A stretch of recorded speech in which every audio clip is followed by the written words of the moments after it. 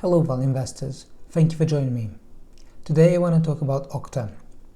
My name is Michael from Deep Value Returns on Seeking Alpha.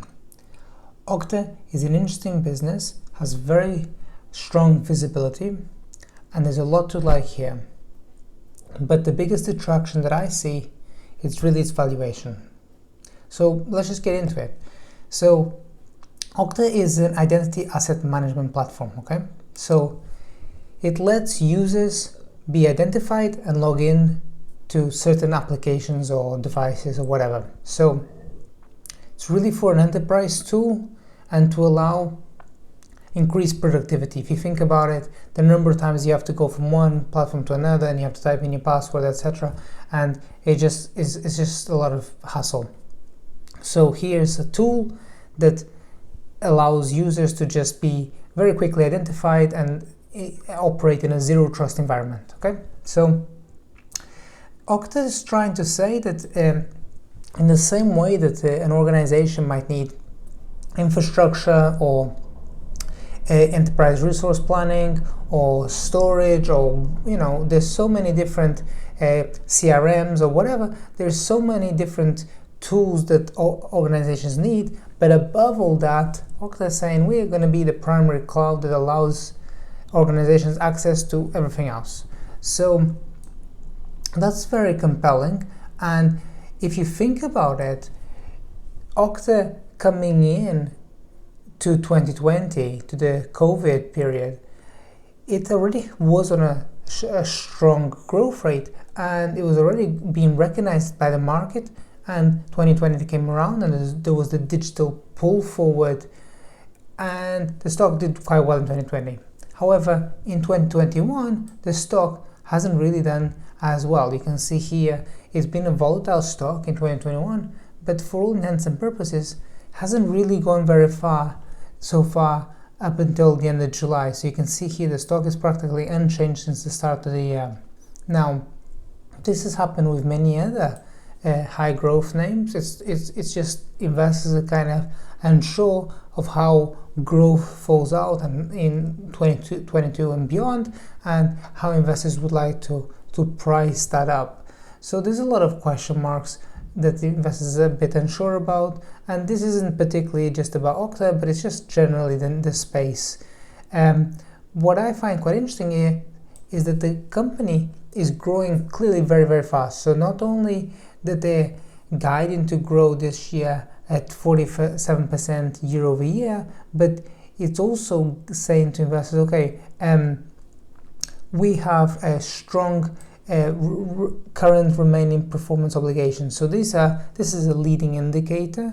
It's revenue that's yet to be recognized. So it's revenue that's been booked, the cash has been taken in, but it hasn't been recognized over time yet, because customers typically have a multi-year contract with Okta. So Okta gets the cash up front, and then it takes that over time as a subscription business. And that's looking at approximately 45% year-over-year growth.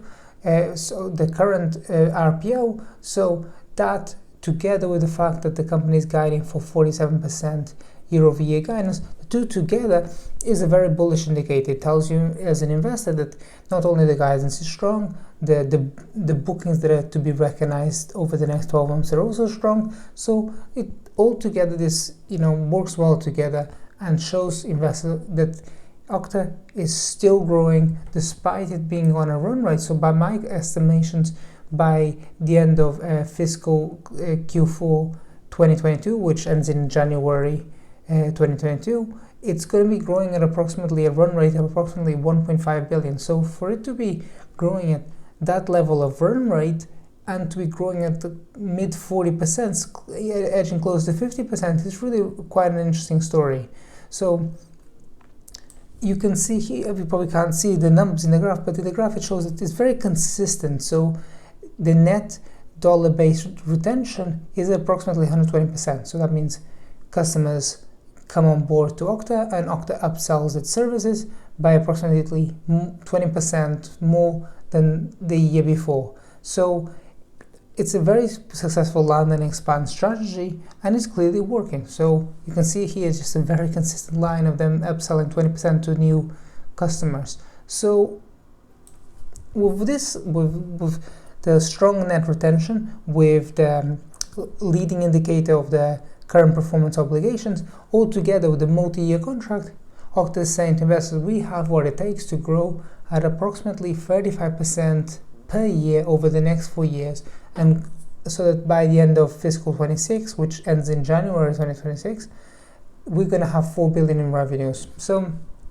it's a company saying, okay, not many companies are out there, maybe Palantir or a few others, but that is able to give that level of visibility over the next 4 years and say to investors, we're going to be growing at mid 30%. So that's really, really attractive. Now here's the problem. The stock is not that cheap. So it's priced at 32 times forward sales. For a company that's saying we're going to be growing at approximately 35% year over year, being priced at 32 doesn't leave a lot of wiggle room for investors. You really want to, if you're a new investor to the stock, you really want to come in and you want to have some room for a margin for multiple expansion. And at 32 times forward sales, I mean, it's a richly valued stock. Okay, so it's not the most expensive, but if you compare, for example, with MongoDB, that's a SaaS company that's expected to grow at approximately mid-30s, and that's priced at 29 times forward sales. Twilio is another one that's quite well known, and that's expected to grow in the mid-40s, and that's also priced at approximately 27 times forward sales. So priced at 32 is kind of at a punchy side of the SaaS businesses. With a SaaS, you typically would see a range of approximately 25 to 30 times forward sales, but to be significantly higher than that, you really, it has to be something that's truly quite special.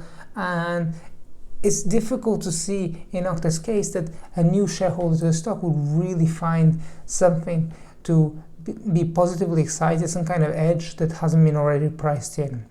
As you know, the type of stocks that I like is stuff that the visibility probably is not so good, or the outlook is not so rosy, but the valuation more than accounts for that. So if you want to know what type of stocks I'm invested in, check out my marketplace. It's called Deep Value Returns.